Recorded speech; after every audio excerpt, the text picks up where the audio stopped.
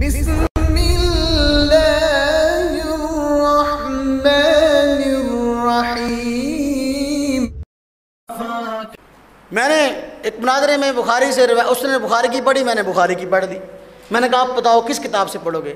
کہتا جی میں مسلم سے پڑھتا ہوں۔ میں نے کہا میں مسلم سے پڑھ دیتا ہوں۔ اس نے مسلم کی روایت پڑھی۔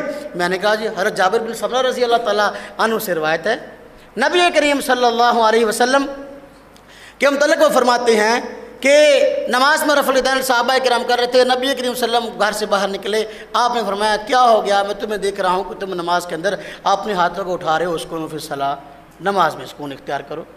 میں نے کہا تم نے مسلم شریف کی روایت پڑھ دی؟ میں نے مسلم شریف کی پڑھ دی، اب بتاؤ کیا کرو گے؟ کہتا ہے یہ سلام سے متعلق ہے۔ میں نے کہا یہاں سلام کا لفظ دکھاؤ کہاں ہے؟ امام مسلم رحمۃ اللہ علیہ نے باب کا اصل میں بات یہ ہے، اب باب تو امام مسلم نے قائم ہی نہیں کیے، امام نووی نے قائم کیے ہیں مسلم شریف پر۔ کہتا جی باب کیا قائم کیا؟ میں نے کہا باب کی بات کرتے ہو یا باب کی بات کرتے ہو؟ پہلے تو یہ بتاؤ، اگر باب کی بات کرتے ہو، باب الامر بالسکون فی الصلاۃ یہ باب کا ایک حصہ ہے، اس سے متعلق روایت ہے۔ سلام والی روایت اس سے نیچے ہے، اگلے والے باب کا حصہ اس کے ساتھ متعلق ہے۔ اگر یہ دونوں ایک حدیث ہوتی، کہتا ہے یہ ایک حدیث ہے۔ میں نے کہا اگر دونوں ایک حدیث ہوتی الگ الگ سند بیان کرنے کی ضرورت تھی؟ کہتا ہے نہیں۔ تو میں نے کہا پھر کیوں بیان کی؟ یہ تم نہیں مانا تم نہ مانو، لیکن اہل حدیث کے عنوان سے حدیث کا عنوان انکار تو نہ کرو۔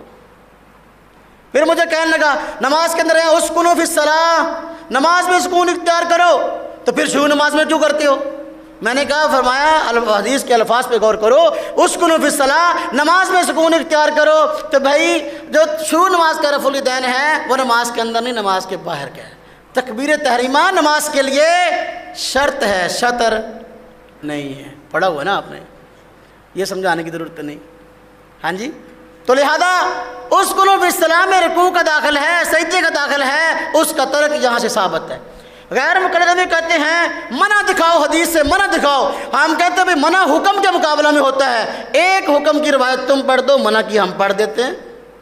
حکم کی ایک بھی روایت نہیں ہے، ہم نے منع کی پڑھ دی مسلم سے۔ جیسے مطالبے کرتے جاؤ گے دلائل ہم سے لیتے جاؤ، تم کو منوانا ہمارا کام نہیں ہے۔ بس اوقات ساتھی پریشان ہوتے ہیں یہ مانتا کیوں نہیں ہے؟ ہم کہتے ہیں دل پہ مہر لگ جائے، دل سیاہ ہو جائے، اب ماننا اس نے کیسے ہے؟ یہ ہمارا کام ہی نہیں ہے، یہ ہماری ڈیوٹی نہیں ہے۔ ہمارا کام ہے دلائل کو بیان کرنا۔ اب جب میں نے ایک مناظرے میں روایت پیش کی، مجھے کہنے لگا اچھا یہ بتاؤ اس میں تو گھوڑے کی دموں کے ساتھ تشبیہ ہے، کہ گھوڑوں کی طرح دمیں کیوں ہلا رہے ہو؟ آپ نے کبھی گھوڑا دیکھا ہے؟ میں نے کہا بالکل دیکھا ہے، میں تو دیہاتی آدمی ہوں۔ کہتا ہے گھوڑا دم کیسے ہلاتا ہے؟ میں نے کہا تم پوچھنا کیا چاہتے ہو؟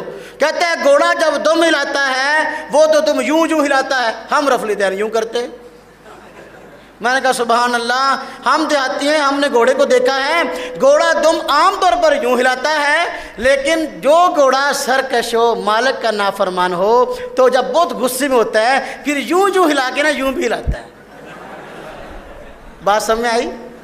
میں نے کہا تم سرکش ہو، حدیث میں آ بھی گیا، پھر بھی نہیں مان رہے، اسی تم یوں ہلاتے ہو۔ یہاں سرکش گھوڑوں کی بات ہو رہی ہے، مطلقاً گھوڑوں کی بات ہی نہیں ہو رہی۔ تو جب ہم سے روایت کا مطالبہ کرے گا نا تو پھر عقلی اعتراض شروع کر دے گا۔ اب مسلم کی روایت کو ضعیف تو کہہ نہیں سکتا۔ اب وہ میں سادی والی روایت میں نے پیش کی،